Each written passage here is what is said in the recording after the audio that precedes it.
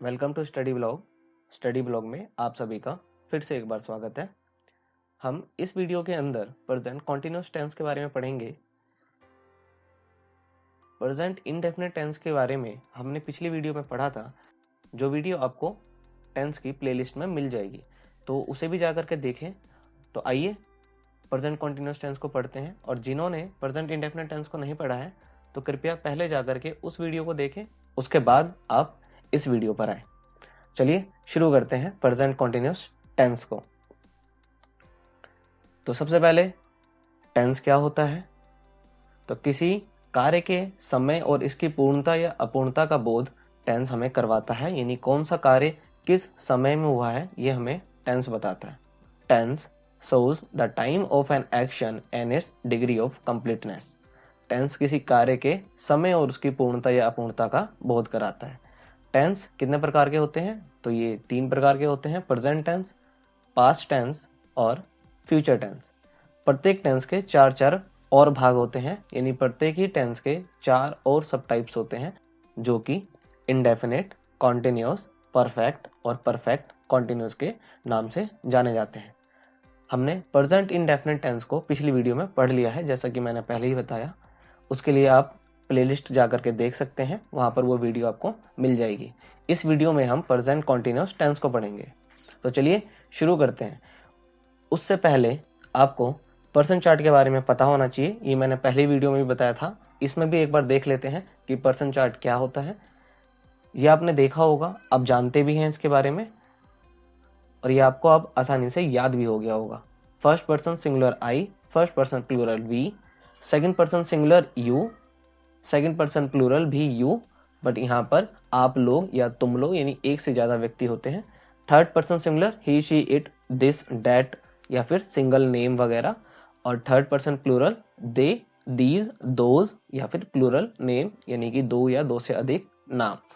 चलिए अपने टॉपिक की तरफ चलते हैं, जिसका नाम है प्रेजेंट कॉन्टिन्यूअस टेंस।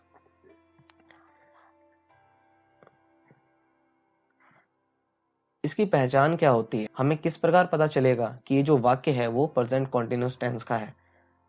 अगर वाक्य के अंत में रहा हूं, रही हूं, रहे हो, रही हो, रहे हैं, रहा है, रही है इत्यादि आते हैं, तो ये प्रेजेंट कॉन्टिन्यूअस टेंस को दर्शाते हैं। इस प्रकार के टेंस में कार्य के वर्तमान समय में चलने की जानकारी प्राप्त होती है। मतलब ये कि कार्य जो है वो अभी भी चल रहा है, अभी भी जारी है। तो आप समझ गए होंगे कि प्रेजेंट कॉन्टिन्यूअस टेंस की पहचान क्या होती है। तो प्रेजेंट कॉन्टिन्यूअस टेंस के वाक्य के अंत में रहा हूं, रही हूं, रहे हूं इत्यादि आते हैं। और प्रेजेंट कॉन्टिन्यूअस टेंस हमें कार्य के बारे में क्या बताता है कि कार्य अभी वर्तमान में भी जारी है। आइए इसके उदाहरण देखें कुछ। जैसे कि मैं पढ़ रहा हूं, यानी जो पढ़ना यहाँ पे जो कार्य है वो अभी भी क्या है? जारी है। तुम दौड़ रहे हो, यानी जो दौड़ना यहाँ पे जो कार्य है वो भी अभी जारी है। रवि घूम रहा है, मोहन किताब पढ़ रहा है इत्यादि। चलिए इसके अफर्मेटिव सेंटेंस की तरफ चलते हैं, यानी कि सिंपल सेंटेंस, साधारण वाक्य की तरफ। जानते हैं उसके रूल्स के बारे में कि साधारण वाक्य को हिंदी से इंग्लिश में कैसे ट्रांसलेट किया जाता है। तो प्रेजेंट कॉन्टिन्यूअस टेंस का अफर्मेटिव सेंटेंस, जो सेंटेंस का पहला प्रकार है, जिसको सिंपल सेंटेंस भी कहते हैं। इसका जो रूल है वो बहुत ही आसान है। सबसे पहले सब्जेक्ट, यानी जो भी हमने पर्सन्स पढ़े थे उनमें से एक सबसे पहले आएगा। उसके साथ इनमें से कोई एक हेल्पिंग वर्ब लगेगी, या तो इज या फिर एम या फिर आर। वर्ब की फर्स्ट फॉर्म का इस्तेमाल किया जाएगा, और उसके साथ आईएनजी। इसको वर्ब की फोर्थ फॉर्म भी कही जाती है, या फिर आप वर्ब की फर्स्ट फॉर्म में आईएनजी का इस्तेमाल करेंगे, और अंत में ऑब्जेक्ट। एक बार और देखिए, सबसे पहले सब्जेक्ट का इस्तेमाल होगा, उसके अकॉर्डिंग इज, एम या आर यानी हेल्पिंग वर्ब का इस्तेमाल किया जाएगा। उसके बाद वर्ब की फर्स्ट फॉर्म का इस्तेमाल किया जाएगा। उसके बाद आईएनजी, वर्ब की फर्स्ट फॉर्म के साथ आईएनजी, और फिर अंत में ऑब्जेक्ट। अब इज एम आर का इस्तेमाल किस प्रकार किया जाएगा? तो इज जो है वो ही, शी, इट या फिर एनी सिंगल नेम के साथ इस्तेमाल किया जाएगा, यानी कि थर्ड पर्सन सिंगुलर के साथ। एम जो है वो केवल आई के साथ इस्तेमाल किया जाएगा, यानी फर्स्ट पर्सन सिंगुलर के साथ, और बाकी सभी के साथ आर का इस्तेमाल किया जाएगा, चाहे वो यू हो, वी हो,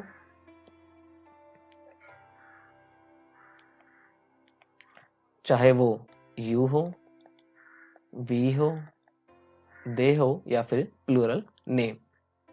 यहाँ पे लिख भी रखा है, आप देख सकते हैं। थर्ड पर्सन सिंगुलर सब्जेक्ट के साथ इज का प्रयोग किया जाएगा, जो कि हमारे ही, शी, इट, दिस, दैट होते हैं।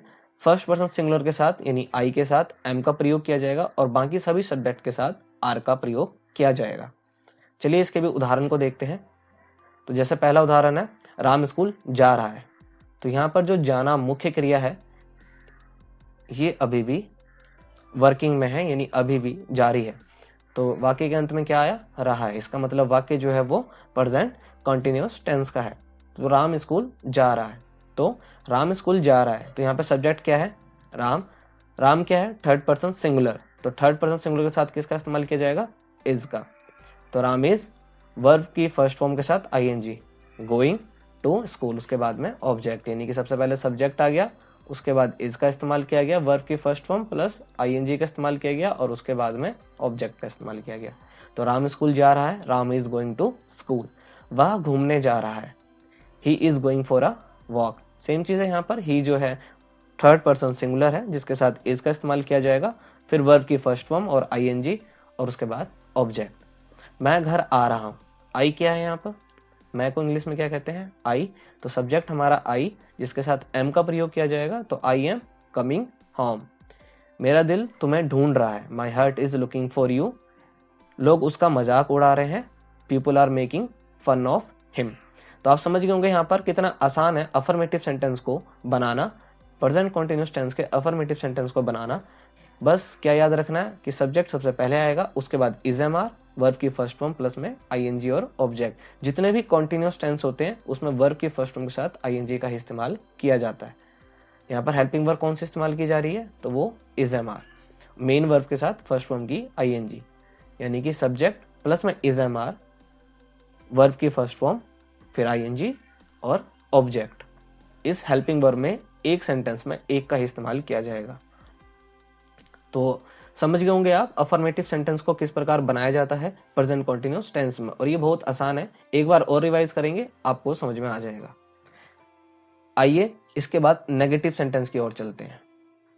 सेंटेंस का दूसरा टाइप क्या है, नेगेटिव सेंटेंस, यानी नकारात्मक वाक्य।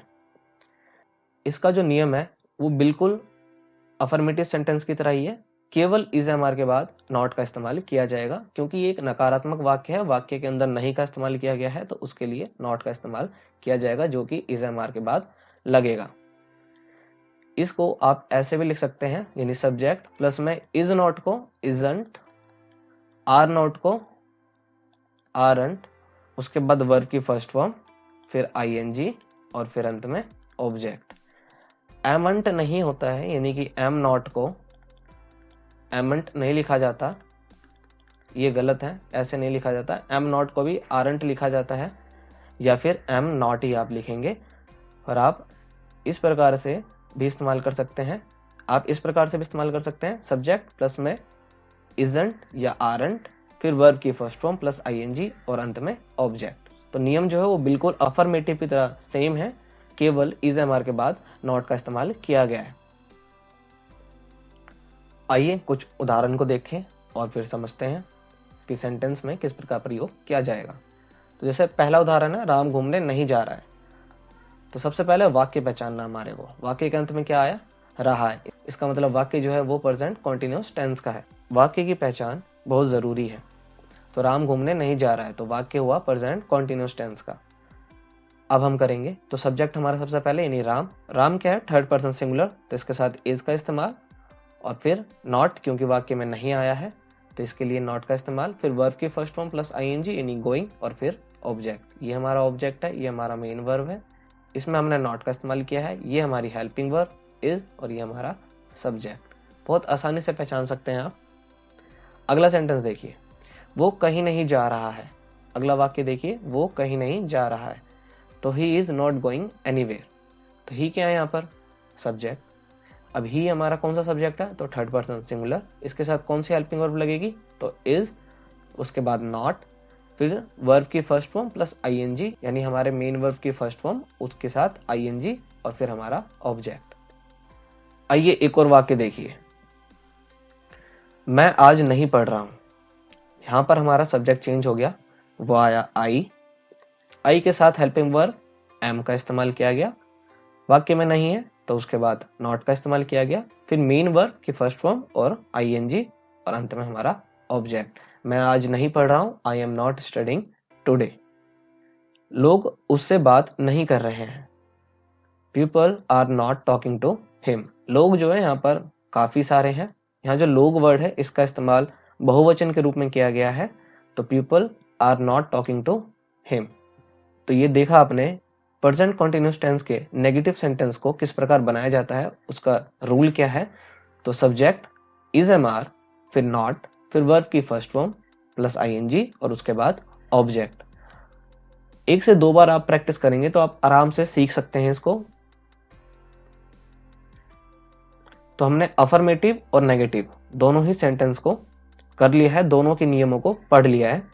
चलिए इंटेरोगेटिव सेंटेंस को भी देखते हैं कि इसके इंटेरोगेटिव सेंटेंस यानी प्रश्नवाचक वाक्य किस प्रकार होते हैं और उनको बनाने का नियम क्या होता है। तो अगला जो पॉइंट हमारा वो है इंटेरोगेटिव सेंटेंस यानी कि प्रश्नवाचक वाक्य। इसके अंदर वाक्य क्या से शुरू होगा, लेकिन क्या की इंग्लिश व्हाट नहीं होगी। यहाँ पर जब भी वाक्य क्या से शुरू हो तो वहां पर क्या की इंग्लिश व्हाट नहीं यूज की जाती है, बल्कि हेल्पिंग वर्ब को ही इस्तेमाल किया जाता है। वहां पर interrogative sentence close ended questions होते हैं जिनको वन वर्ड या टू वर्ड में आंसर किया जाता है। तो प्रश्नवाचक वाक्य में हेल्पिंग वर्ब यानी इज एम आर सब्जेक्ट से पहले आ जाता है। यहाँ पर आइए इसका रूल देखते हैं। तो रूल भी बहुत आसान है, इज एम आर पहले आ जाएगा और बाकी सब कुछ पीछे हो जाएगा, जैसे कि सब्जेक्ट फिर वर्ब की फर्स्ट फॉर्म प्लस आईएनजी और उसके बाद में ऑब्जेक्ट। और क्योंकि इसमें प्रश्न पूछे जा रहे हैं तो अंत में क्वेश्चन मार्क। नियम आप देख रहे होंगे बिल्कुल सेम है, बस क्योंकि इसमें सवाल पूछा जा रहा है, प्रश्न पूछे जा रहे हैं, तो हेल्पिंग वर्ब इसकी आगे आ जाएगी और बाकी सब उसके पीछे चला जाएगा एज इट इज। सब्जेक्ट फिर वर्ब की फर्स्ट फॉर्म आईएनजी और उसके बाद में ऑब्जेक्ट। और सवाल पूछा गया है तो क्वेश्चन मार्क लगाना बिल्कुल भी ना भूले। आइए इसके भी उदाहरणों को देखते हैं। तो देखिए यहाँ पर वाक्य क्या से शुरू हुआ है, क्या वह घूमने जा रहा है। तो एक प्रकार से ये क्लोज एंडेड क्वेश्चन होते हैं जिसको वन वर्ड या टू वर्ड में आंसर किया जाता है। तो क्या वह घूमने जा रहा है, तो वह यहाँ पर क्या है? ही, यानी कि थर्ड पर्सन सिंगुलर, तो उसके लिए इज का इस्तेमाल किया जाता है। तो इज एम आर में से इज पहले आ गया, is he going for a walk और अंत में क्वेश्चन मार्क। क्या लोग स्टेज पर नाच रहे हैं? Are people dancing on the stage. क्या राम गाना गा रहा है? Is Ram singing a song. देखा आपने कितना आसान है ये। चलिए यहाँ पर एक बार हम रिवाइज करते हैं। हमने अफर्मेटिव सेंटेंस को पढ़ा, तो अफर्मेटिव सेंटेंस का रूल क्या था? सब्जेक्ट प्लस में इज एम या आर, उसके बाद वर्ब की फर्स्ट फॉर्म, उसके साथ आईएनजी और अंत में ऑब्जेक्ट। फिर हमने नेगेटिव सेंटेंस को पढ़ा, तो नेगेटिव सेंटेंस का रूल क्या था? सब्जेक्ट प्लस में इज एम आर, उसके बाद नॉट, फिर वर्ब की फर्स्ट फॉर्म प्लस आईएनजी और अंत में ऑब्जेक्ट। अभी हमने इंटेरोगेटिव सेंटेंस को पढ़ा जिसमें इज एम आर पहले आ गया, तो इज एम आर प्लस में सब्जेक्ट प्लस में वर्ब की फर्स्ट फॉर्म, उसके साथ आईएनजी और अंत में ऑब्जेक्ट। और क्वेश्चन मार्क लगाना बिल्कुल भी ना भूले। तो हमने अब तक प्रेजेंट कंटीन्यूअस टेंस के इंटेरोगेटिव सेंटेंस यानी सेंटेंस के तीन प्रकार को पढ़ लिया है। चलिए इंटेरोगेटिव नेगेटिव सेंटेंस को पढ़ते हैं। तो अगला जो टॉपिक है हमारा वो है इंटेरोगेटिव नेगेटिव सेंटेंस, प्रश्नवाचक नकारात्मक वाक्य। प्रश्नवाचक वाक्य में हेल्पिंग वर्ब यानी इज एम आर सब्जेक्ट से पहले आ जाता है। ये भी क्लोज एंडेड क्वेश्चन है, इसमें भी वाक्य क्या से ही शुरू होगा। इसका जो रूल है उसको देखते हैं। इज एम आर, उसके बाद सब्जेक्ट, सब्जेक्ट के बाद नॉट भी आएगा, फिर वर्ब की फर्स्ट फॉर्म प्लस आईएनजी। यहाँ पे आईएनजी लिखा नहीं है, आप लिख लें उसको। वर्ब की फर्स्ट फॉर्म प्लस आईएनजी और अंत में ऑब्जेक्ट। क्योंकि ये भी प्रश्नवाचक वाक्य है तो अंत में क्वेश्चन मार्क लगाना बिल्कुल भी ना भूले। तो रूल क्या बना? इज एम या आर, उसके बाद सब्जेक्ट, फिर नॉट, वर्ब की फर्स्ट फॉर्म, उसके साथ आईएनजी और अंत में ऑब्जेक्ट। इंटरोगेटिव नेगेटिव सेंटेंस का रूल है ये। आइए इसके भी उदाहरण को देखते हैं। पहला उदाहरण देखिए, क्या वह घूमने नहीं जा रहा है। तो यहाँ भी देख रहे होंगे आप, वाक्य जो है वो क्या से ही शुरू हो रहा है। क्या वह घूमने नहीं जा रहा है और अंत में रहा है, इसका मतलब ये जो वाक्य है वो प्रेजेंट कॉन्टिन्यूअस टेंस का है। तो is he not going for a walk, क्योंकि सब्जेक्ट हमारा यहाँ पे थर्ड पर्सन सिंगुलर है, इसके साथ इज का इस्तेमाल किया जाएगा। और नेगेटिव है तो सब्जेक्ट के बाद नॉट आएगा, फिर वर्ब की फर्स्ट फॉर्म प्लस आईएनजी और फिर ऑब्जेक्ट। और इसको आप इस तरह भी लिख सकते हैं, isn't he going for a walk. यानी इज नॉट को हम इस फॉर्म में भी लिख सकते हैं, इजंट। प्रोनाउंस करने के लिए यानी बोलचाल की भाषा में इस तरह के वाक्यों का आप इस्तेमाल करें, isn't he going for a walk. अगला वाक्य देखिए, क्या लोग स्टेज पर नहीं नाच रहे हैं। फिर से वाक्य पहचाने, रहे हैं इसका मतलब प्रेजेंट कॉन्टिन्यूअस टेंस है और वाक्य क्या से शुरू हुआ है और बीच में नहीं आया है, तो प्रेजेंट कॉन्टिन्यूअस का इंटरोगेटिव नेगेटिव सेंटेंस है ये। क्योंकि यहाँ पर लोग जो है वो बहुवचन है, प्लूरल है, तो इसके लिए आर का इस्तेमाल किया जाएगा। Are people not dancing on the stage, या फिर aren't people dancing on the stage. क्या राम गाना नहीं गा रहा है। Is Ram not singing a song, क्योंकि राम जो है यहाँ पर वो थर्ड पर्सन सिंगुलर है, एक ही नाम है, तो इसलिए थर्ड पर्सन सिंगुलर है, उसके लिए इज का इस्तेमाल किया जाएगा।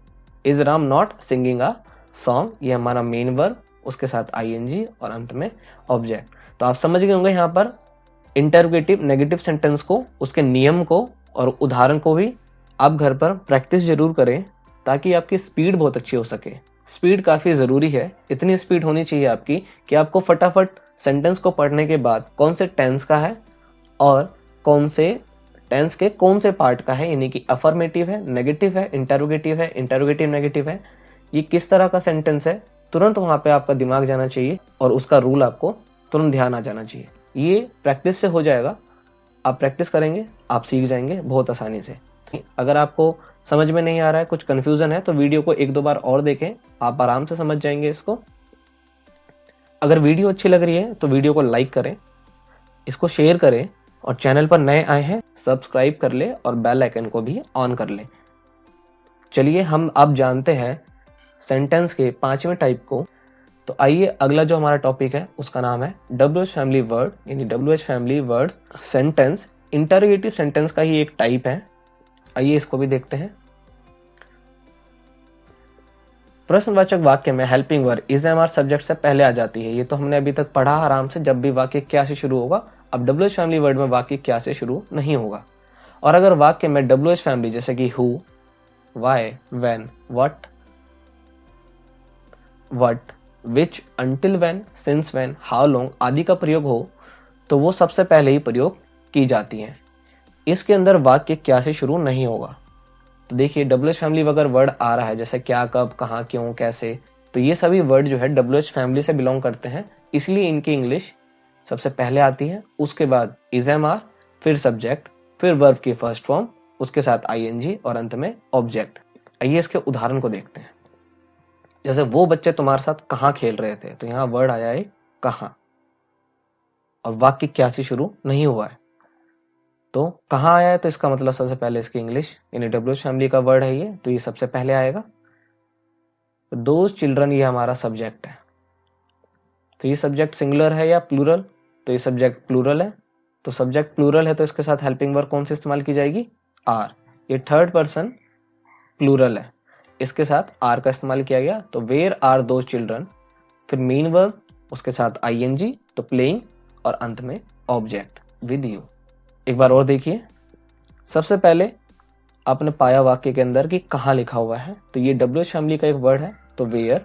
फिर आपने सब्जेक्ट ढूंढा तो वो बच्चे, तो यानी दोज चिल्ड्रन, ये थर्ड पर्सन प्लूरल है, इसके लिए आर का इस्तेमाल किया जाएगा, तो वेयर आर दोज चिल्ड्रन। फिर खेलना यहाँ पर मेन वर्ब है, तो प्लेइंग, और अंत में तुम्हारे साथ विद यू हमारा ऑब्जेक्ट है।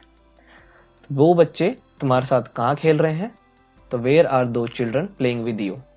अगला देखिए, वह घूमने क्यों जा रहा है, तो यहाँ पे फिर एक वर्ड आया क्यों, ये भी एक WH फैमिली वर्ड है, यानी why is he going for a walk. लोग स्टेज पर कब से नाच रहे हैं, यहाँ फिर एक वर्ड आया कब से, since when are people dancing on the stage. Ram क्या गा रहा है, फिर एक वर्ड आया क्या। अगर ये वर्ड आगे आ जाता, यानी ये क्या आगे आ जाता, तो यहाँ पर वर्ड का इस्तेमाल नहीं किया जाता, लेकिन ये आगे नहीं आया, वाक्य के बीच में आया है, तो यहाँ पर वर्ड का इस्तेमाल किया जाएगा। तो what is Ram singing. Subject की पहचान होते ही आपको हेल्पिंग वर्ड ध्यान में आ जाएगी बहुत आसानी से। तो व्हाट इज राम सिंगिंग, क्योंकि राम जो है यहाँ पर थर्ड पर्सन सिंगुलर है। तो हमने अभी तक पढ़ लिया सेंटेंस के 5 टाइप्स को, affirmative, negative, interrogative, interrogative negative और डब्ल्यूएच फैमिली वर्ड। अब डब्ल्यूएच फैमिली वर्ड के अंदर भी नेगेटिव होता है, तो चलिए उसको भी पढ़ लेते हैं। उसके बाद हमारा प्रेजेंट कॉन्टिन्यूअस टेंस कंप्लीट हो जाएगा। तो अगला जो टॉपिक है हमारा वो है डब्ल्यूएच फैमिली नेगेटिव वर्ड। इसका भी नियम बिल्कुल सेम है, बस सब्जेक्ट के बाद नॉट का इस्तेमाल किया जाएगा। आइए उदाहरण देखते हैं।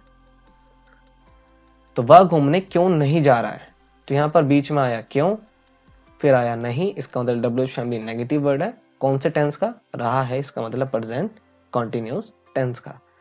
तो why is he not going for a walk. देखिए सब कुछ सेम है, बस सब्जेक्ट के बाद नॉट का इस्तेमाल किया जाएगा। अगर इंटरोगेटिव नेगेटिव आ गया तो भी सब्जेक्ट के बाद नॉट का इस्तेमाल किया जाएगा। डब्ल्यूएच फैमिली में नेगेटिव आ गया तो भी सब्जेक्ट के बाद नॉट का इस्तेमाल किया जाएगा। या फिर आप इसको इस प्रकार भी ले सकते हैं, why isn't he going for a walk. Aman बात क्यों नहीं कर रहा है, why is Aman not talking. हो सकता है नाराज हो। वो स्कूल क्यों नहीं जा रहा, why is he not going to school.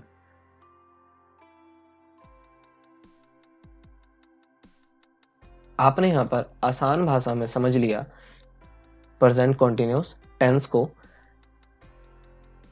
इस टेंस के 6 टाइप्स ऑफ सेंटेंस हमने पढ़े, affirmative, negative, interrogative, interrogative negative, WH family और डब्ल्यूएच फैमिली का नेगेटिव वर्ड। इन 6 के रूल्स को आपने अच्छे से देख लिया है, समझ लिया है। उसके बाद भी अगर आपको कोई दिक्कत है तो वीडियो को एक बार और प्ले करें, उसके बाद फिर से देखें। 1 से 2 बार आप देखेंगे, आप आराम से सीख जाएंगे, इनके नियमों को भी सीख जाएंगे। और अगर आपने प्रेजेंट इंडेफिनिट टेंस की वीडियो को नहीं देखा है तो प्लेलिस्ट में जाकर के उसको चेक करिए। आगे और भी वीडियोस आएंगी स्टडी ब्लॉग के ही चैनल पर। इसके लिए आपको चैनल को सब्सक्राइब करना पड़ेगा, तो उसको जरूर करें, बेल आइकन को ऑन करें, वीडियो को लाइक करें, नीचे कमेंट जरूर करें।